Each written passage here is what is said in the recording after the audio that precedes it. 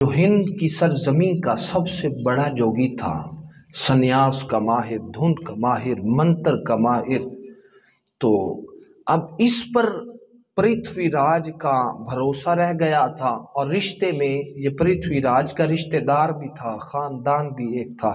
اس نے کہا کہ پرتھوی راج نے کہ اجے پال اب تو کچھ کر، ہماری راجدھانی تو ختم ہو گئی، اب تو ہماری کچھ لاج رکھ۔ تو پرتھوی راج نے جب اسے کہا تو وہ اپنے سینکڑوں شاگردوں کو لے کر سارے منتر اور جادوؤں کے ساتھ حضور غریب نواز کی بارگاہ میں حاضر ہوا، اور ادھر پرتھوی راج نے منادی کرا دی علاقے کے اندر کہ آج اس مسلم درویش کا مقابلہ ہونے والا ہے۔ ہزاروں کی تعداد میں دنیا امڑ کے آ گئی، سب کا خیال تھا کہ اب ان کی روحانی سلطنت کا خاتمہ ہو جائے گا، اور یہ امنڈتا ہوا سیلاب لوگوں کا دیکھ کر آپ کے درویش پریشان ہو گئے، گھبرا گئے، لیکن آپ کے چہرے پر مسکراہٹ دیکھی، اعتماد دیکھا، یقین دیکھا، سنبھل گئے۔ اب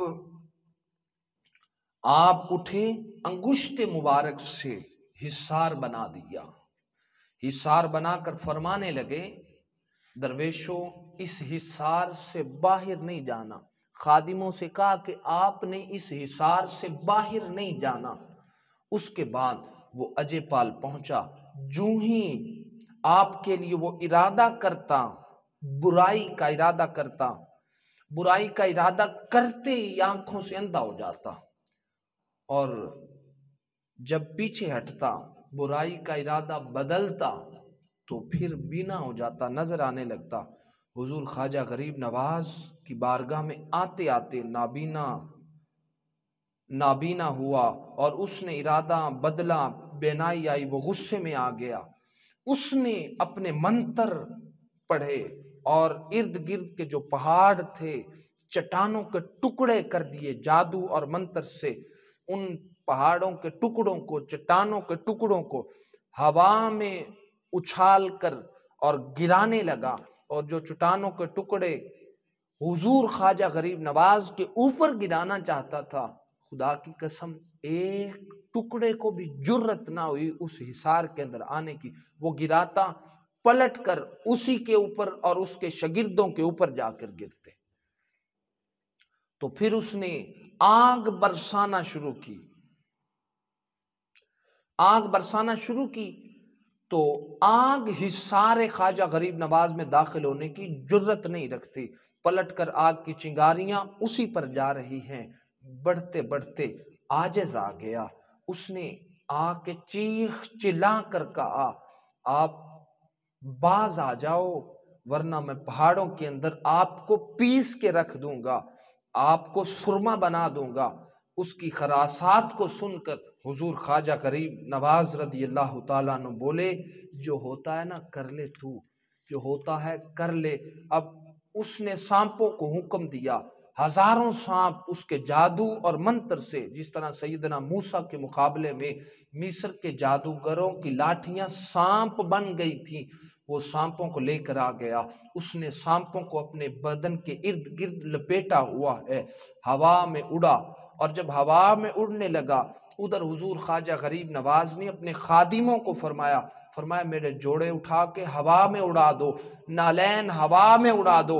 حضور خواجہ غریب نواز کے نالین ہوا میں اڑائے گئے، اور ادھر وہ خود اڑ رہا ہے، نالین اڑے ہوا میں، اس کے چہرے پر برسنے لگے، اور اتنے برسے کہ اس کو خون سے لہو لہان کر دیا، وہ نیچے گرا۔ حضرت خواجہ غریب نواز کے قدموں پر گر کر معافی کا طلبگار ہوا، اور اس نے آپ کی غلامی اختیار کر لی۔ آپ نے پیالہ پلا کے اس کے دل کو منور کر دیا، اور اس کی طلب کے مطابق اس کو معرفت کا حصہ عطا فرما دیا۔ اجے پال بھی گیا، اب کوئی نہیں رہا۔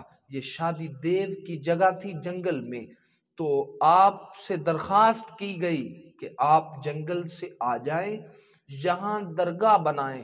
تو آپ نے اپنی جماعت اور درویشوں کے لیے جگہ بنائی، عبادت خانہ بنایا، مسجد بنائی، اور آج جہاں روضہ پاک ہے حضور خواجہ غریب نواز کا، تو یہ حضور خواجہ غریب نواز نے اپنی درگاہ بنا لی اس وقت، درگاہ بنا کر رفتہ رفتہ اطراف و اکناف فتح ہونے شروع ہو گئے۔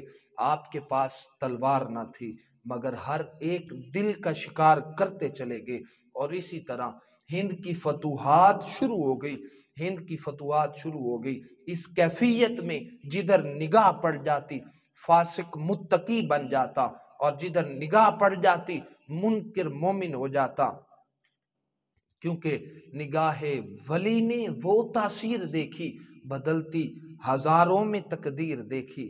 تو پھر لوگوں کو آپ حضور خواجہ غریب نواز رضی اللہ تعالی عنہ نے ہر طرف آپ کی محبت پھیلتی چلی گئی۔ پھر آپ نے لوگوں کو بھیجا کہ آپ راجہ پرتھوی راج کو دعوت اسلام دو، اس نے رد کر دی۔ سیر الاقطاب میں آیا ہے، سیر الاولیاء میں، اخبار الاخیار میں، بہت سی کتابوں میں وہ غصے میں آ گیا، اور چونکہ اس کے سارے سہارے ختم ہو چکے تھے پرتھوی راج، اس نے کہا کہ اب نوبت یہاں تک آ پہنچی کہ مجھے بھی اپنی غلامی کی دعوت دے دی۔